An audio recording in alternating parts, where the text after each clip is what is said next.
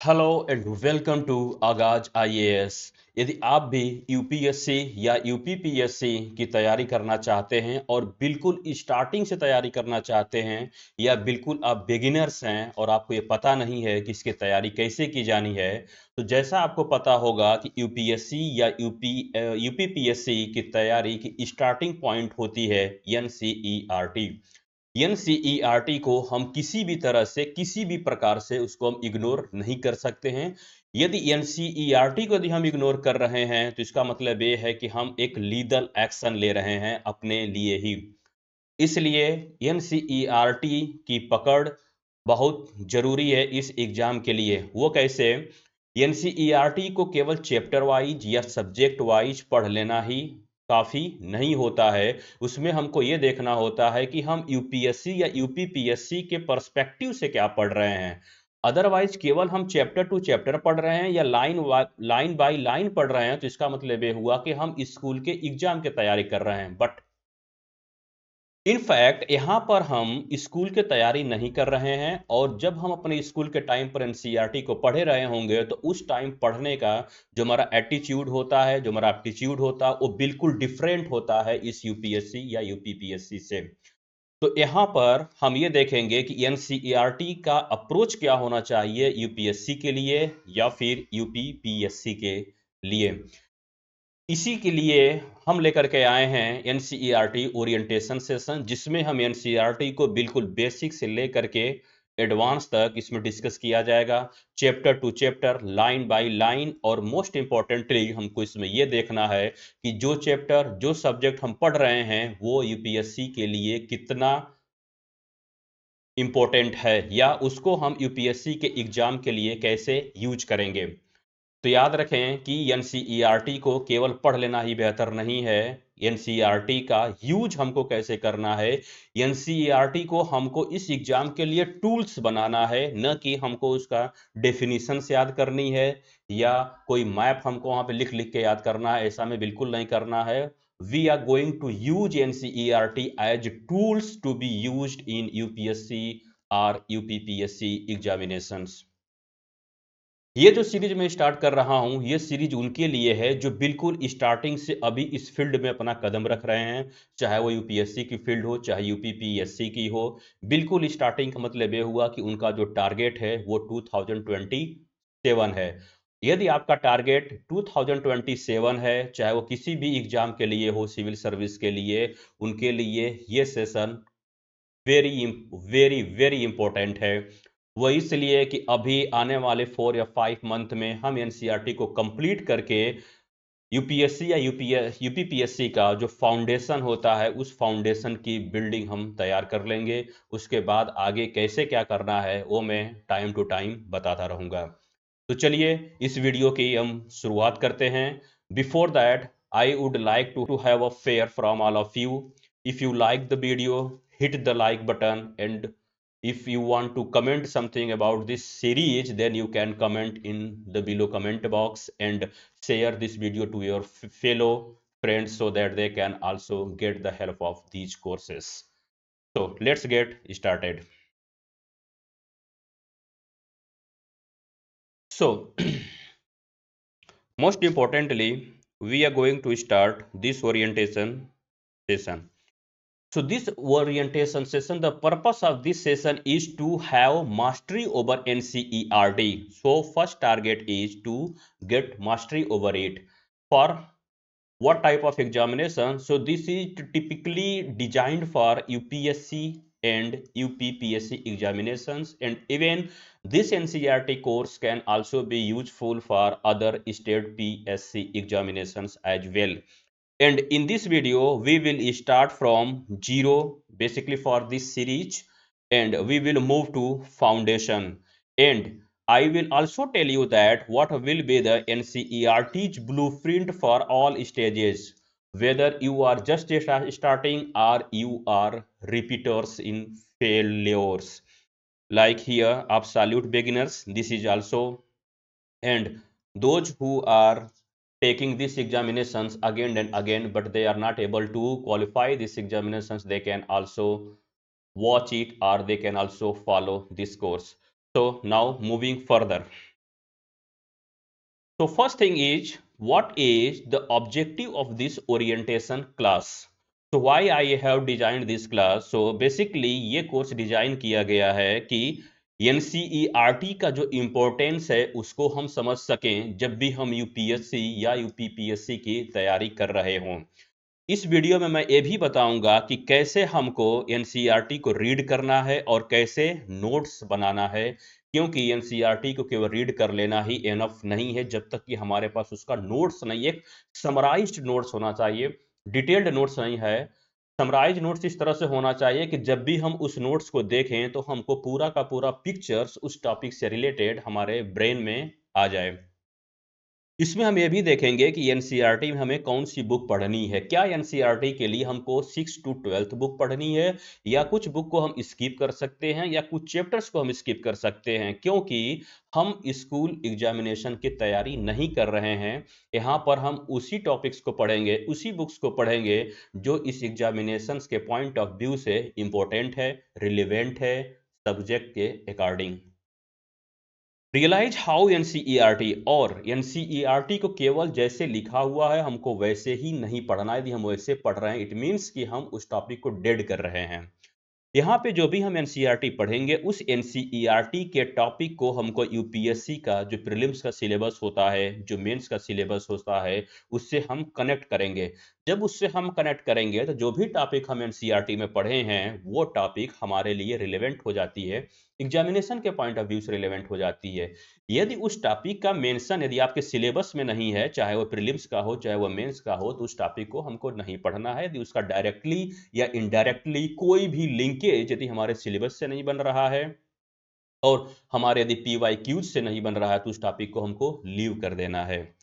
After that we have to look into what should be the road map of NCERT, कि NCERT का road map क्या होना चाहिए ताकि एनसीईआरटी को हम कंप्लीट कर सकें, सिस्टमेटिकली कंप्लीट कर सकें और इफेक्टिवली कंप्लीट कर सकें। So, moving further, we will look into that how NCERT is important for UPSC or UPPSC examinations. Why it is so? So first things first, that is NCERT की जो language होती है वो बहुत ही simple होती है, एंड फॉर मेंस एग्जामिनेशंस हमको जो लैंग्वेज लिखनी होती हो वो बिल्कुल सिंपल लैंग्वेज लिखनी होती है, क्योंकि यदि हम उसमें जार्गन टाइप वर्ड्स लिखेंगे या हम कुछ फ्लावरी वर्ड्स लिखेंगे तो definitely we are going to have less marks. तो हमको इससे बचना है, हमको जार्गन टाइप वर्ड्स नहीं यूज करना, हमको सिंपल फ्लेक्सिबल एनसीईआरटी टाइप की लैंग्वेज ही वहाँ पे यूज करनी है जब भी हम मेंस एग्जामिनेशन देंगे। तो इसका फायदा एक ये होता है कि मेंस के लिए हमारी लैंग्वेज क्या होनी चाहिए वो भी हमारी एनसीईआरटी से ही एनसीईआरटी से ही वो डिसाइड होती है।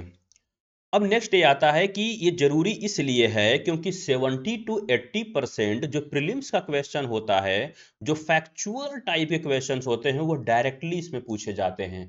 वो डायरेक्टली कैसे पूछे जाते हैं, किस प्रकार के वो फैक्चुअल क्वेश्चन होते हैं, just within few seconds सब क्लियर हो जाएगा।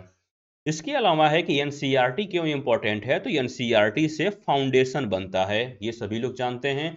और जब हमारा फाउंडेशन क्लियर होता है तो उसके बाद जब हम कोई एडवांस बुक्स पढ़ते हैं, जैसे एनसीईआरटी की ज्योग्राफी यदि हमने क्लियर कर रखी है 12th तक, तो उसके बाद जब भी हम जीसी लियोंग की किताब पढ़ेंगे या हिस्ट्री के लिए स्पेक्ट्रम पढ़ेंगे या पॉलिटी के लिए हम एम लक्ष्मीकांत पढ़ें या जो भी राइटर्स अवेलेबल हैं जिनकी हम किताब को पढ़ेंगे तो वो हमारे लिए इजी टू अंडरस्टैंड हो जाता है। और 70% जो प्रीलिम्स के क्वेश्चंस होते हैं, फैक्चुअल क्वेश्चन जो स्टैटिक क्वेश्चंस हैं, वो डायरेक्टली एनसीईआरटी से ही पिक किए जाते हैं। इवन आज भी मैं आपको कुछ इंपॉर्टेंट एग्जांपल से दिखाऊंगा जो 2025 में जो क्वेश्चंस पूछे गए हैं उसमें nearly about 15 to 20 questions directly NCERT से पूछे गए हैं। एंड लास्ट 50% मेंस का जो जीएस का आंसर होता है उसकी स्टार्टिंग कहाँ से होती है, तो एनसीईआरटी से होती है। जैसे इंट्रोडक्शन देना हो गया, कुछ उसमें फैक्चुअल डेटा देना हो गया या कॉन्सेप्चुअल क्लैरिटी हमको चाहिए होती है, तो वो सब कहाँ से मिलता है, तो एनसीईआरटी से अगेन मिलता है। अब हम ये देख लेते हैं कि एनसीईआरटी से एग्जाम में क्वेश्चंस कैसे डायरेक्टली पूछे जाते हैं। ये 2025 का ये एग्जाम्पल लिया गया है, जो अभी हाल ही में 2025 में मई में एग्जाम हुआ था, उसका ये कुछ मैंने एग्जाम्पल लिया हुआ। जैसे दिया है क्वेश्चन नंबर 10 है, consider the following statements, capital receipts create a liability. तो here this is given, capital receipts create a liability or cause a reduction in the assets of government. Second statement is borrowings and disinvestment are capital receipts. Interest received on loans creates a liability of the government, and here options are given. And from where this question was picked up? तो ये question directly पूछा गया है कि NCERT class 11th में जो government budget का जो चैप्टर है, सॉरी क्लास 12th में माइक्रो इकोनॉमिक्स, वहां से क्वेश्चन डायरेक्टली पिक किया गया है। आप यदि इस टॉपिक को पढ़ेंगे तो इस क्वेश्चन को बड़े ही आसानी के साथ कर सकते हैं। सेकंड क्वेश्चन यहां पर है, question number 11, he possessed great love and respect, sorry, consider the following statements about Raja Ram Mohan Roy. तो राजा राम मोहन राय के बारे में कुछ स्टेटमेंट दिया गया है। He possessed great love and respect for the traditional philosophical systems of the East.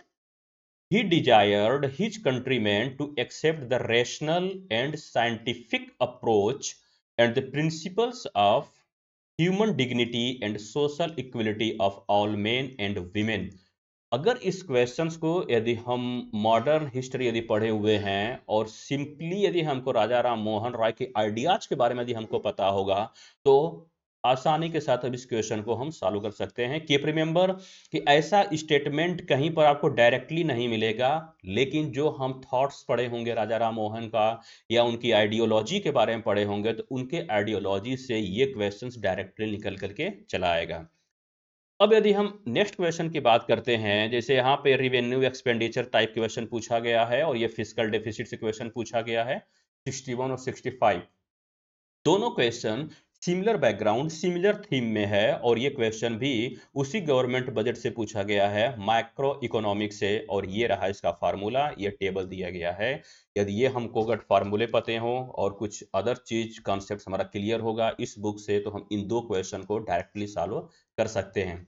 Just know the beauty of the NCERT that from just a single topic you are able to get the two questions directly here, question number 61 and question number 65। तो इसी प्रकार से कई questions हमको दिखेंगे exam में। जैसे ये क्वेश्चन मैं यहाँ पे पॉलिटी का ले रहा हूं, जैसे इसमें ये पूछा गया है, फर्स्ट क्वेश्चन है 21 है, एग्जाम का 21 क्वेश्चन है। Consider the following countries, Austria, Bulgaria, Croatia, Serbia, Sweden, north Macedonia. How many of the above are members of North Atlantic Treaty Organization? It means that this is asking about NATO, and how many countries are members of it, of this organization. So how it can be solved? So definitely if you have studied NCERT this book, then here is given that NATO members. It means that in this figure those countries who are colored with yellow, so they are the directly members of the NATO, and here we can see it. So from here we have to learn that while studying NCERT we have also to focus upon the tables or figures, maps, etc., so that we can be able to solve any questions if it asked from such type of tables, maps or graphs. तो हमने यहाँ पर ये देख लिया questions. अब हम ये देख लेते हैं question number 25, which of the following are the evidences of the phenomena of continental drift. And even continental drift आपको एडवांस बुक में भी मिल जाएगा, बट यहाँ पे जो एनसीईआरटी में कॉन्टिनेंटल ड्रिफ्ट दिया है, that is more than sufficient to solve any type of questions which are based upon it. So here this is asked that statement number 1, the belt of ancient rocks from Brazil coast matches with those from Western Africa. First statement. Second is the gold deposits of Ghana are derived from the Brazil plateau when the two continents lay side by side. The Gondwana system of sediments from India is known to have its counterparts in 6 different landmass of the southern hemisphere. So this is your statement, and these questions can be found out directly from this chapter in 11th NCERT of the Fundamental of Geography, in which the heading is given evidence in support of the continental drift. And when you will study this heading, the elements of this chapter, then you are very easily going to get the answer of this question. So the purpose of showing all such type of questions here is that how NCERT is important still in 2025 and how questions are being asked directly in the UPSC prelims examination. So all of us cannot ignore the importance of NCERT. So definitely that's why it was said that NCERT is the DNA of UPSC. And if you want to enter into this field, so you cannot ignore the importance of NCERT. So just we have just looked into the how NCERT is important. Now moving ahead, that how we are going to complete it. So first thing is that it is generally perceptions in the mind of the people that you have to study of all the NCERT from class 6 to 12th. जैसे यदि history की है तो history को हमको कहाँ से पढ़ना है, तो 6 to 12 पढ़ना है। ज्योग्राफी हमको कहाँ से पढ़ना है, तो 6 to 12 हो गया। पॉलिटी है 6 to 12।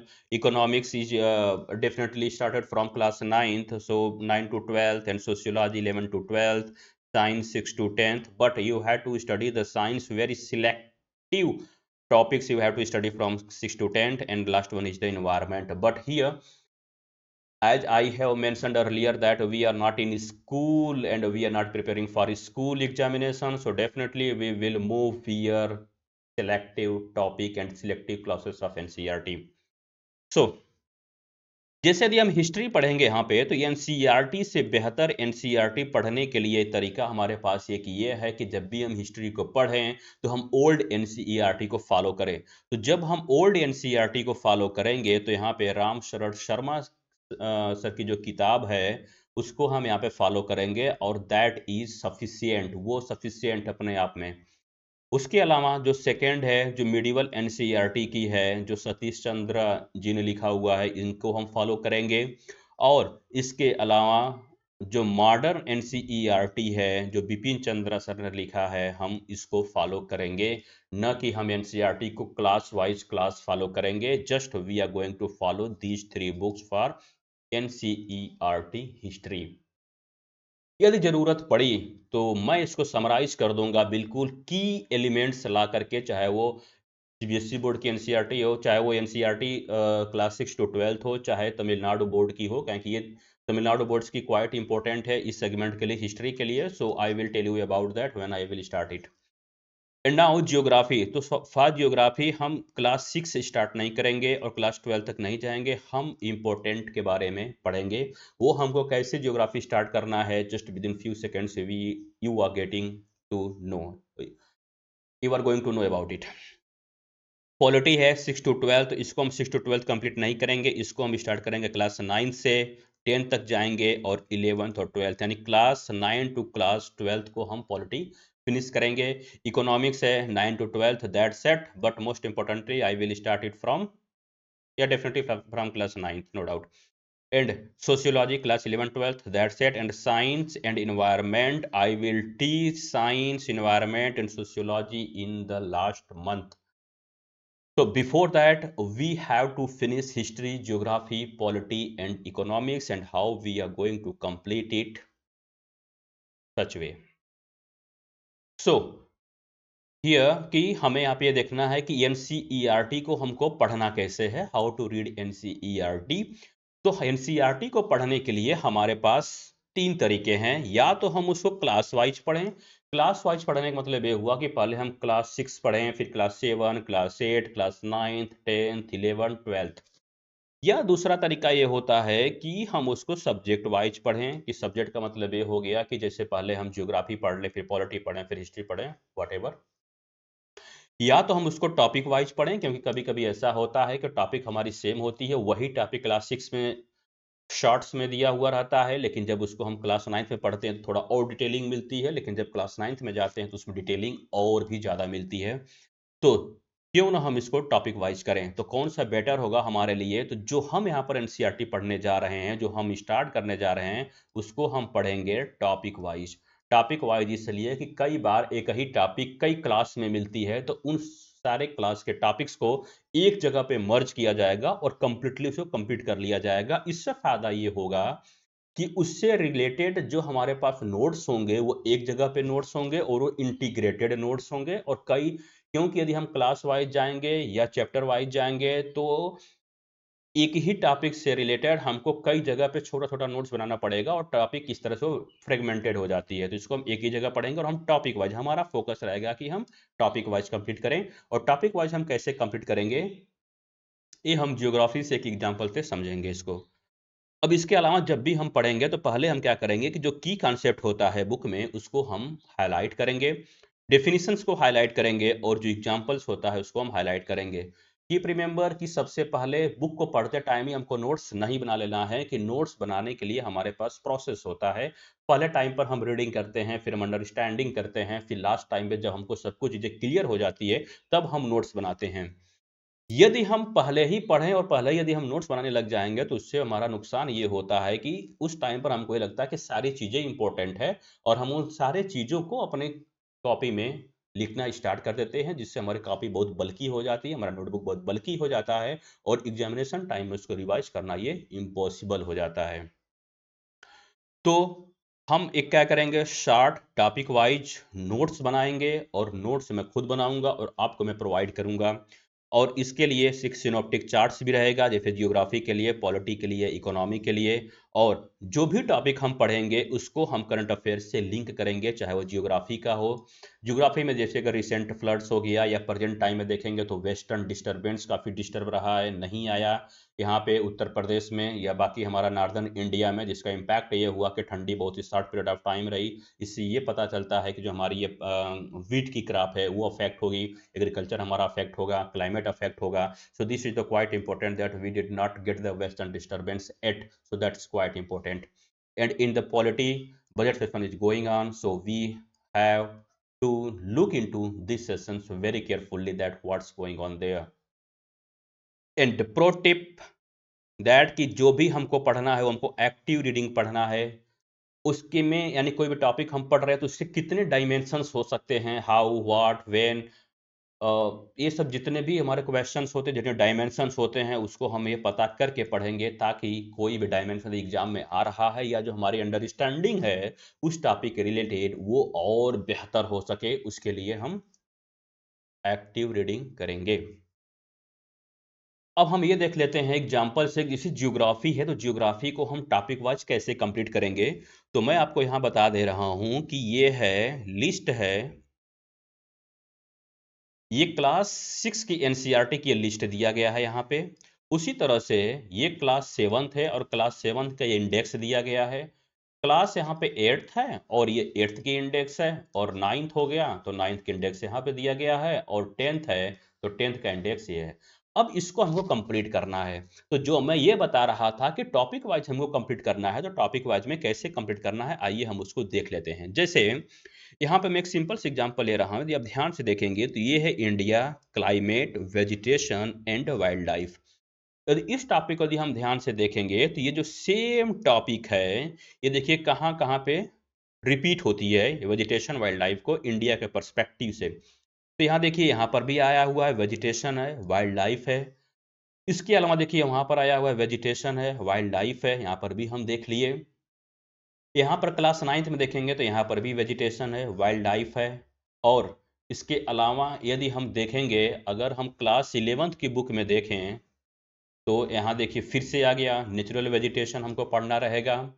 और यहाँ पर यदि हम देखेंगे क्लास ये 12th की बुक है तो क्लास 12th की बुक में कोई भी ऐसी टॉपिक नहीं है। तो इट मीन्स दैट कि जो नेचुरल वेजिटेशन है, वाइल्ड लाइफ है, तो इसको हमने एक जगह यहाँ देखा, 2 जगह हो गया, 3, 4, और यदि यहाँ पे देखेंगे तो ये 5 जगह इन चीज़ों को दिया गया है। तो जब भी हम नेचुरल वेजिटेशन को पढ़ेंगे तो हम नेचुरल वेजिटेशन को इंडिया के पर्सपेक्टिव से, वर्ल्ड के पर्सपेक्टिव से एक ही जगह पर पढ़ेंगे। इससे क्या होगा कि हमारी टॉपिक फ्रेगमेंटेड नहीं होगी, एक ही जगह पर इसको हम कवर कर सकते हैं। और जब हम इस टॉपिक को कवर करेंगे तो हम पीवाईक्यूज इसकी मैपिंग करेंगे कि ये कैसे एग्जाम में इस क्वेश्चंस इस टॉपिक से पूछे जाते हैं या फ्यूचर में कैसे पूछे जा सकते हैं। कौन कौन से इस पे क्वेश्चन अभी तक आ चुके हैं, किस डायमेंशन से आए हैं, या मेंस में कैसे आए, प्रीलिम्स में कैसे आए, तो उन सारे चीजों को हम यहाँ पे कवर करेंगे।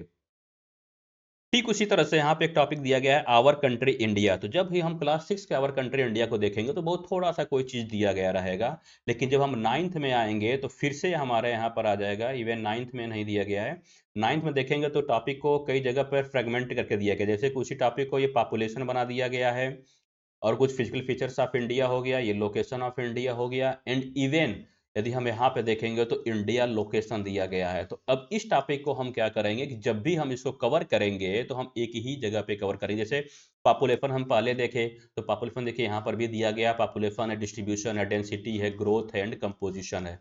तो क्यों हम उसको हर जगह पे अलग अलग पढ़ें, उसको हम एक ही जगह पे पढ़ेंगे पूरा इंडिया को लेकर के, जिसमें हमारा पॉपुलेशन भी आएगा, अदर फैक्टर्स भी आएंगे। ठीक उसी तरह से यदि हम इन्वायरमेंट को देख लें, इसी तरह से कई एग्जांपल्स हैं, बट ओवरऑल यदि हम इसको डिवाइड करेंगे तो क्लास 6 का देखिए जो एनसीईआरटी है, ये बेसिकली इन्वायरमेंट के बारे में दी गई है, ये ध्यान में रखें। और क्लास 8 की जो एनसीईआरटी है, ये रिसोर्स के बारे में लिखी गई है, ये हमको ध्यान में रखना है। अब इसको मैं डिवाइड कर ला। अब ये देखिए जो क्लास 9th की जो एनसीईआरटी है, ये फिजिकल जियोग्राफी के बारे में लिखी गई है, और फिजिकल जियोग्राफी का कुछ इंट्रोडक्टरी पार्ट हमारा यहाँ पर दिया गया है, लेकिन यहाँ पर केवल इंट्रोडक्टरी पार्ट है, ये याद रखना है। और यदि क्लास 10th की एनसीईआरटी देखेंगे, चाहे वो चैप्टर 1 से लेकर के यदि हम लास्ट चैप्टर तक हम देखेंगे, तो फिर से यहाँ पे रिसोर्स के बारे में ही दिया गया है। तो रिसोर्स के बारे में दिया गया है, इंफ्रास्ट्रक्चर के बारे में दिया गया है। तो हम क्या करेंगे कि जितने भी ये बुक्स या जो क्लासेस हैं जो एनसीईआरटी का जो रिसोर्स और इंफ्रास्ट्रक्चर के बारे में दिया गया, उसको हम एक जगह पढ़ेंगे। ठीक इसी तरह से यदि हम आएंगे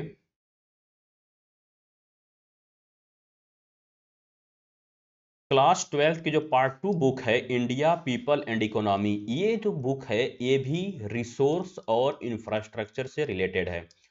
अब यहाँ पर यदि पूरी तरह से आप देखेंगे तो जो क्लास 8th की बुक हो गई, क्लास 9th की बुक हो गई, और क्लास 12th का जो सेकेंड पार्ट है, इन तीनों को हम एक बार में पढ़ेंगे और एक जगह पढ़ेंगे, क्योंकि इन तीनों में एक ही थीम है, वो थीम का नाम है रिसोर्स और इंफ्रास्ट्रक्चर के बारे में दिया गया है। क्लियर? ठीक उसी तरह से यदि हम क्लास 6 को देखें और क्लास 9th को देखेंगे और क्लास 11th का जो पार्ट 1 है जिसको हम देखेंगे, तो यहाँ पे केवल फिजिकल जियोग्राफी के बारे में दिया गया है। तो हम क्या करेंगे, इन तीनों बुक को एक साथ पढ़ेंगे। ठीक, उसके अलावा देखिए कौन कौन सी बुक बच जा रही है। तो बच रही है हमारे पास एक फंडामेंटल फिजिकल ज्योग्राफी, अभी हमने कंप्लीट कर लिया। अब इसके बाद देखिए कुछ बुक बच रही है, जैसे इन्वायरमेंट को ले लिया, तो इन्वायरमेंट में कौन कौन से आ जाएंगे, तो इन्वायरमेंट में आ जाएंगे क्लास 7th की बुक आ जाएगी। और यदि हम इकोनॉमिक जियोग्राफी की बात करेंगे तो इकोनॉमिक जियोग्राफी में आ जाएगी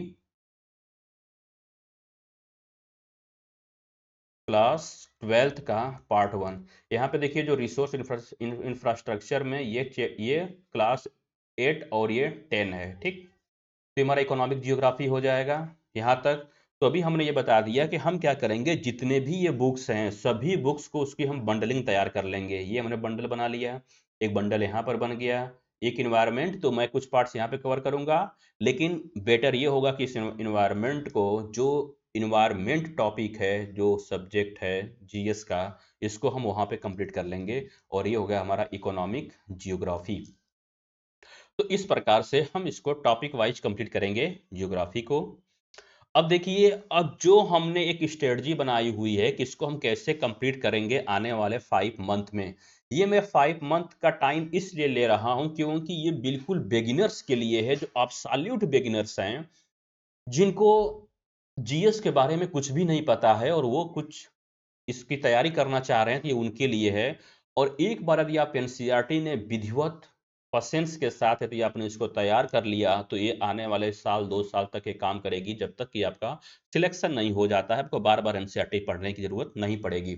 इसीलिए एक ही बार पढ़िए, भले इसको स्लो पढ़िए, लेकिन एक बार ऐसा पढ़िए कि उसको दोबारा नहीं नहीं पढ़ना पड़े। आपका ये टारगेट होना चाहिए।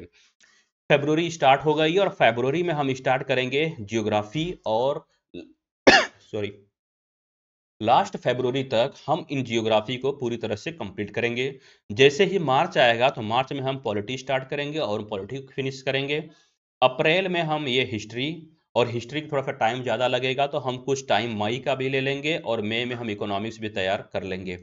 जून का मंथ आएगा तो जून में हम इन तीन पार्ट्स को तैयार करेंगे, इन्वायरमेंट को भी, साइंस को भी और सोशियोलॉजी को भी। ये हमारा ओवरऑल ये मंथली टारगेट है कि हम कैसे कंप्लीट करेंगे, किस मंथ में कौन सा सब्जेक्ट करेंगे।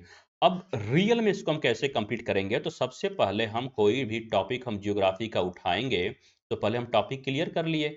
अब टॉपिक क्लियर करने के बाद उसको हम PYQ से मैपिंग करेंगे, ठीक।